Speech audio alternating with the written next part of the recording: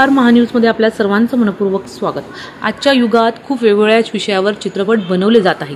काही समस्या, काही विषय जनसामान्यांपर्यंत पोहोचावे हा प्रथम हेतू चित्रपट बनवणाऱ्याकडे असतो, ज्यातून जनसामान्यांना काही ना काही फायदा व्हावा, त्यानंतर त्यांना काहीतरी माहिती पोहोचावी असा विचार करून चित्रपट बनवला जातो।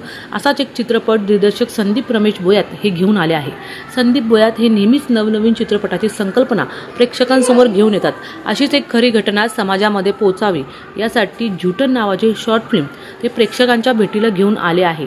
या शब्दाची खरी भाषा लोकांपर्यंत पोहोचावी हा मूळ उद्देश चित्रपटाचे लेखक दिग्दर्शक संदीप बोयात यांनी या चित्रपटाच्या माध्यमातून प्रेक्षकांपर्यंत पोहोचवण्याचा प्रयत्न केला आहे। या चित्रपटात प्रमुख भूमिकेत अभिनेत्री कविता गोरे प्रेक्षकांना दिसणार आहे, तर या चित्रपटाचे कॅमेरामॅन राजेश गायकवाड म्हणून काम करत आहे।